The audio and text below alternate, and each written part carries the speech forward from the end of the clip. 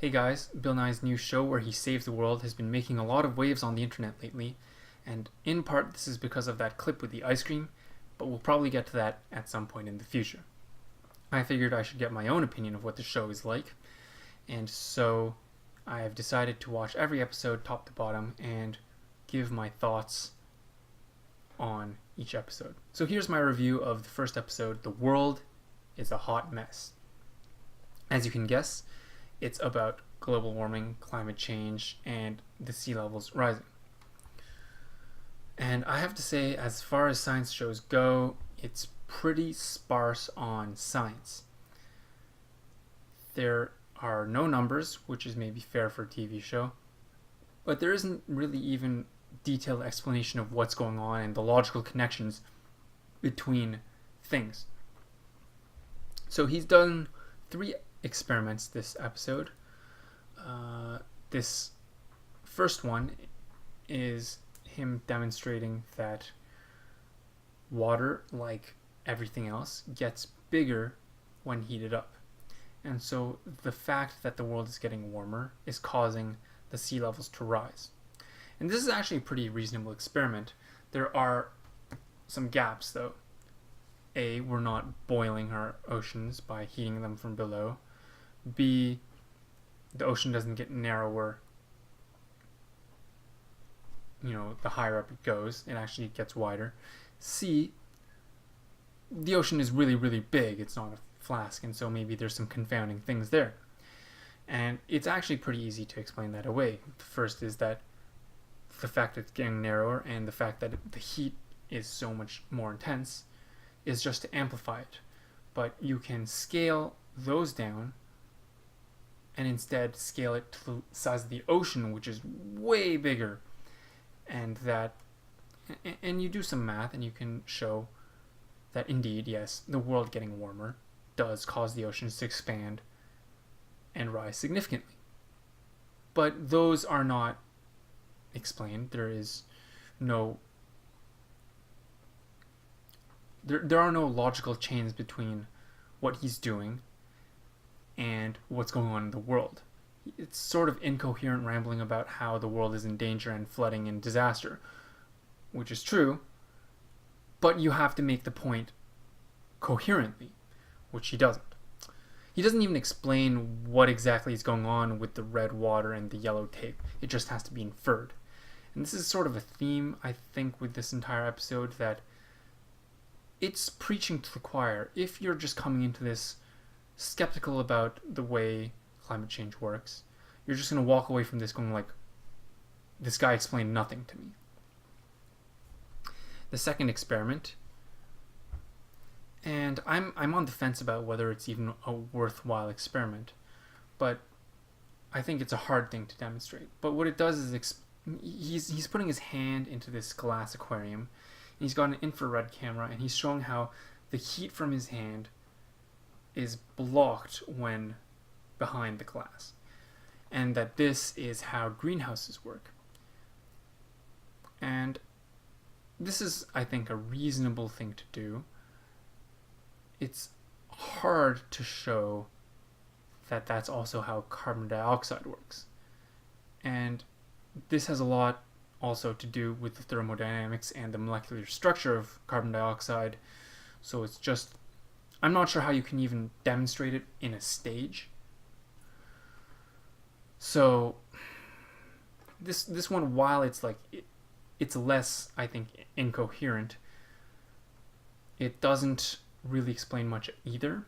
And I think this is where he's really hampered by his setting. He's in front of a live studio audience, and so he doesn't have much of the equipment. He doesn't even show that cute picture where they have in science textbooks the atmosphere of the earth side by side with the greenhouse diagram. It's like, and the waves of light and heat.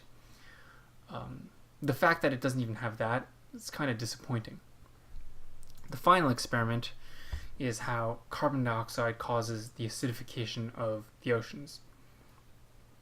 And the way he does this, and that this is bad, and the way he does this is by blowing into this flask, which then changes color. And I get what he's trying to do. I get it. It's just It doesn't explain anything. All right. So the first thing you should do is, and you can do it in a showy way. You can say, aha, I've got some vinegar. Pour it into a flask with this stuff. It turns yellow. Aha, I've got a lime.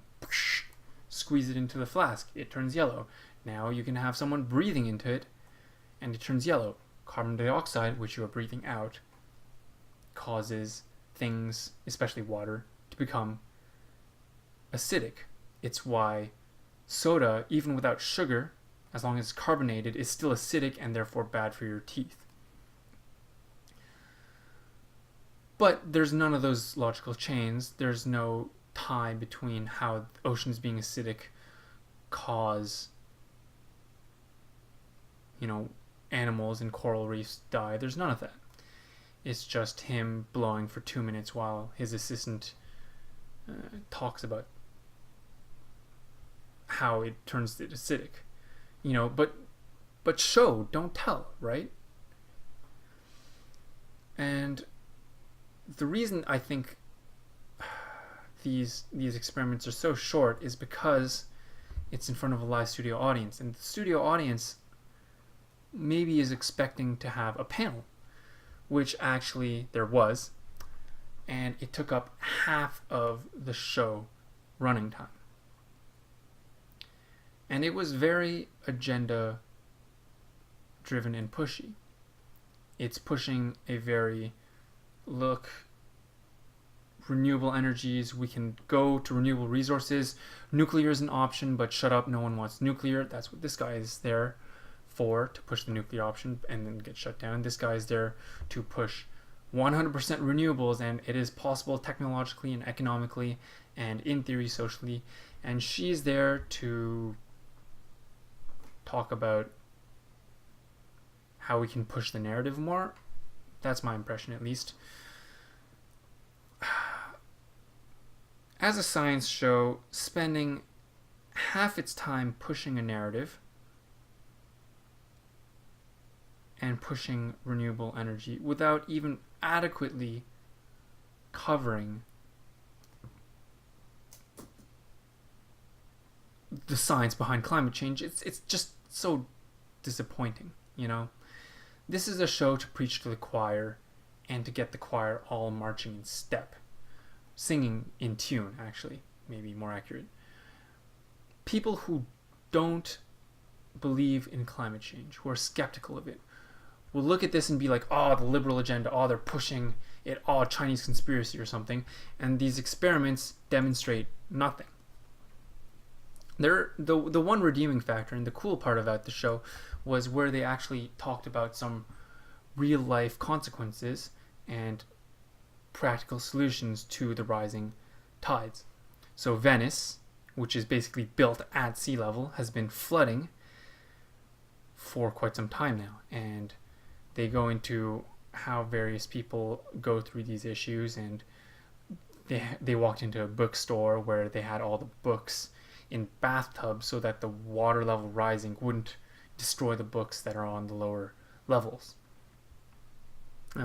Unless the water got too high, but hopefully that doesn't happen.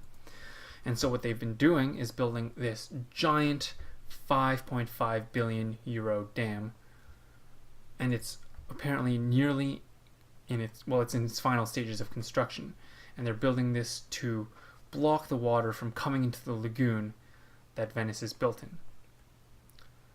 And so I think here is a practical argument also that, hey, check it out. We have all these coastal cities, New York, San Francisco, Tokyo, basically these massive metropolitan areas are coastal. Are we going to build dams around all of them? 5.5 billion euro dams? There's an argument to be made. It isn't made.